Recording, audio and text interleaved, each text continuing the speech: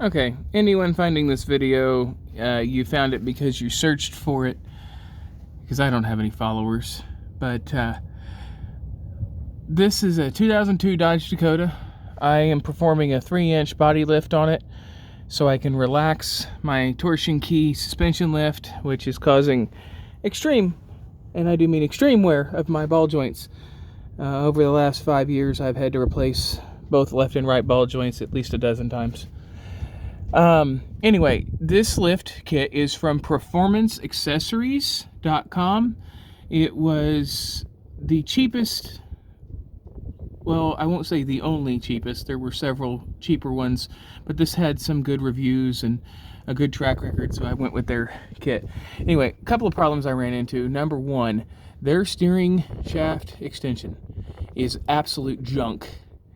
It goes on, no matter what you do, it's keyed, even though they don't say it in the directions. It is keyed to only go on one way. So when you put this thing on, be very careful that you're putting it on right. Second of all, when you put it on, that bolt, the Allen screw that they include with it, cannot be replaced with a regular bolt. Found that out the hard way. It's designed to use an Allen screw so that it can compress properly. Whatever. The threads like to cross thread very, very, very easily. I had to re-thread it from the other side to compensate for that. Anyway, after many, many hours of banging on this to get it back off because I put it on backwards, I finally got it on there.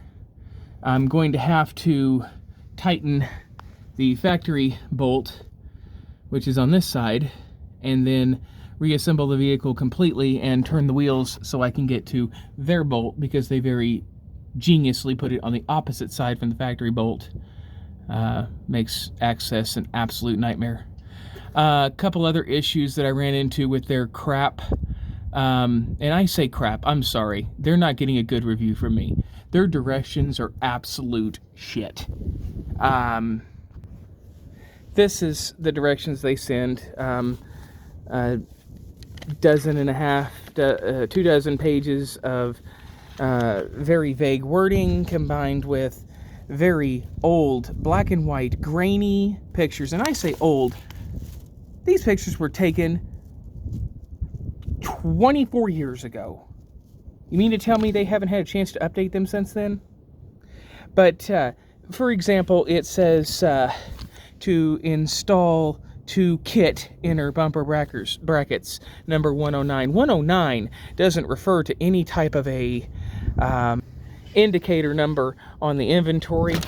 Your inventory just simply says front inner bumper brackets 2, front outer bumper brackets 2, rear bumper brackets 2.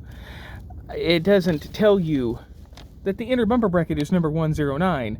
Their pictures for identification of what each bracket is, I'll admit the inner and outer front bumper brackets are pretty good pictures, but the outer front bumper bracket is a zoomed in picture of the installed item on your vehicle. You have no idea what that's truly shaped like. That's only half of the actual bracket that you're seeing in that picture right there.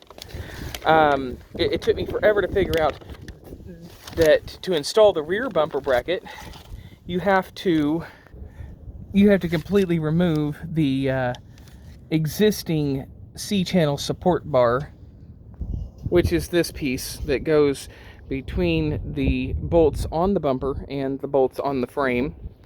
It doesn't mention anything in the instructions about removing this piece and replacing it with their bracket. It just simply states that you should, quote, coat threads, install 2 kit brackets, with 6 nuts on the frame, install rear bumper onto kit brackets. It doesn't, like I said, it doesn't say anything about removing this thing. So I had to stare at these pictures for over an hour and turn my paper upside down and turn my bumper upside down and try to figure out what they were taking a picture of and from what angle. Finally figured it out, but yeah. And when you're done installing your rear bumper, you're left with this really unsightly gap between your tailgate and your bumper, because their bracket raises the bumper to the proper height, but it is too long, so the bumper doesn't set snugly into the tailgate like it used to. I'm gonna probably fix that with a piece of plate steel or wood or something. Fortunately, I have the skill set necessary to adapt their crap. Continuing, you are not going to do this job without taking off your driver's side front wheel. And I ended up taking off my inner fender liner so I could get to the brake lines and the ground straps and the intermediate shaft and things like that. You might be able to if you've got a lot of mechanical experience and really small hands. I don't know. It mentions taking the fan off, but it describes that process by simply taking off the 4 bolts that hold the fan to the clutch. If you've ever worked on your water pump or your fan clutch, that's not how you take the fan off of a 2002 Dodge Dakota. You have to take the fan clutch off to get the fan off. I didn't have to take my fan off. I actually loosened it and then later went back to putting it back on. But you do have to trim the rear, or the lower fan shroud. I didn't have any trouble with my AC lines. My intake hose is kind of angled, but I don't think that'll be too much of an issue. Nothing else really pulled. The lower wiring harness that goes along the core support will not go back into its holes. That's no big deal. That's not a few zip ties can't fix. But overall, my biggest complaint with performance accessories kit number PA60043 for the 2002 Dodge Dakota. The instructions are very vague. They are completely non-descriptive. There's these front outer bumper brackets that I have still not figured out where the hell they go. Nothing on my car looks anything like the one picture they have of their installation. This is the only picture they have of the item installed. Near as I can tell, it's somewhere on the top side. This, what you're looking at right here, is the top side of the bumper. But again, their directions are just really, really vague, non-descriptive, not helpful. I called their tech support line, and yeah, I did. I called tech support. I didn't try to figure this out all by myself. The jackass that answered the phone there kept his excuses for why I couldn't get things off or why I couldn't get things loose were, well, it's a 22-year-old truck. Things are going to be a little tight.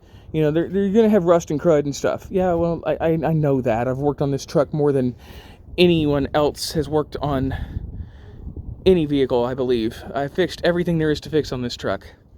But I know that things are going to be tight. He later, his answer for my problems was that he was going to email me the instructions. And maybe if I could zoom in on the photos, I could figure things out. And I'll admit, having the ability to zoom in on these pictures helped a little bit in some areas. But ultimately, they still are 24-year-old grainy-ass black and white pictures. It's not helpful at all. The last thing he said to me before I terminated the phone call was, "Dude, this car was made before I was born." Well, I'm sorry that you're a 21-year-old punk-ass kid that doesn't know anything about cars. Maybe you shouldn't work in the tech support department for a company. I don't know. But that's not an excuse. I don't care if the car was made before you were born. You're supposed to be tech support. You're supposed to know how to help me with these problems. Anyway, overall, it's a very simple process. If you can figure out their instructions and you're prepared for a few complications here and there, and you have a engineering problem-solving skill set that includes welding skills and just general problem-solving and adaptation to things not going the way they're supposed to, you'll be fine on this. I've seen some videos online where guys say, "Oh, it's so easy, you can get done in 6 hours." I've got a lot of experience working on cars. It took me a lot more than 6 hours. I've been at it for 4 days now. I'd say more than half of that time was figuring out this nightmare with the intermediate shaft extension. Anyway, feel free to leave a comment, and I'll try to answer any questions that you guys have or run into. Hopefully this video helps someone. because I didn't find anything that had my problems. So